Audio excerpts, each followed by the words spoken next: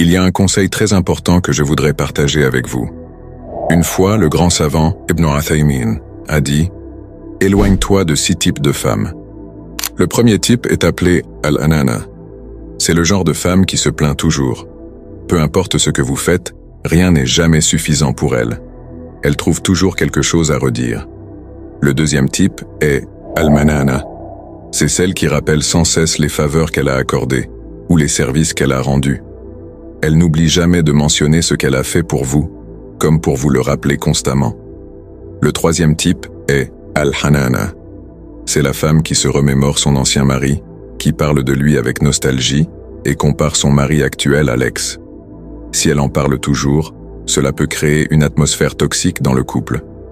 Le quatrième type est Al-Hadaqa, celle qui est constamment fascinée par les plaisirs mondains, les choses matérielles. Elle en vient à imposer ses désirs à son mari, le mettant sous pression pour satisfaire ses envies coûteuses.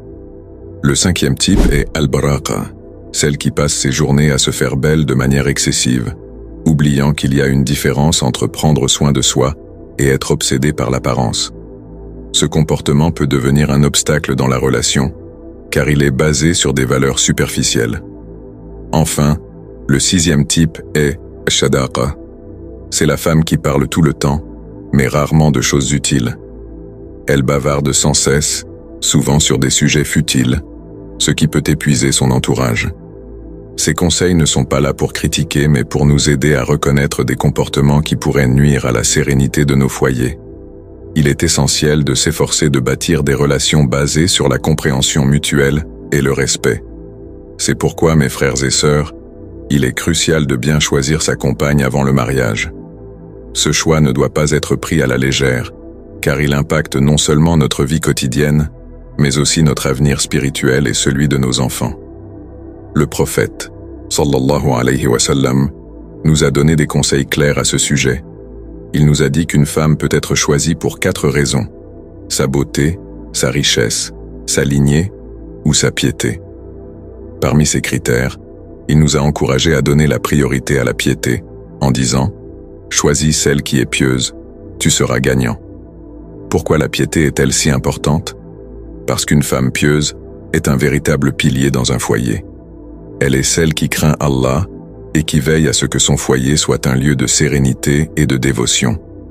Elle est consciente de ses responsabilités en tant qu'épouse et mère, et elle les accomplit avec dévouement.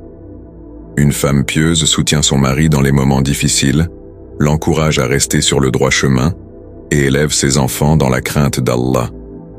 Dans la société actuelle, il est facile de se laisser séduire par des critères superficiels comme la beauté ou la richesse. Pourtant, ces choses sont éphémères et ne garantissent pas le bonheur à long terme. La beauté s'estompe avec le temps et la richesse peut disparaître en un instant.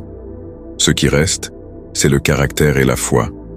Une femme qui craint Allah et qui vit selon ses commandements apportera la paix et la stabilité dans le mariage, même dans les moments difficiles. Il est également important de considérer l'environnement dans lequel la femme a grandi.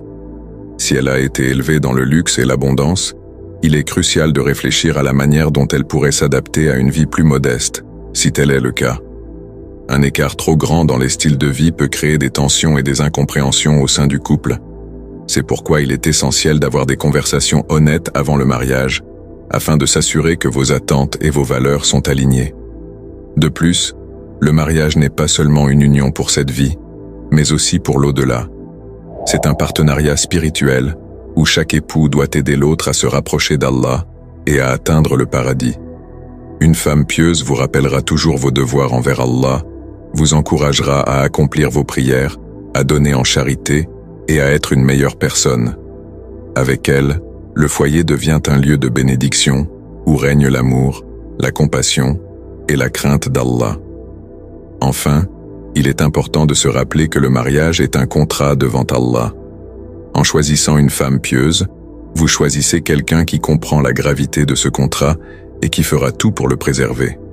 Ce n'est pas seulement une question de bonheur personnel, mais aussi de responsabilité envers Allah.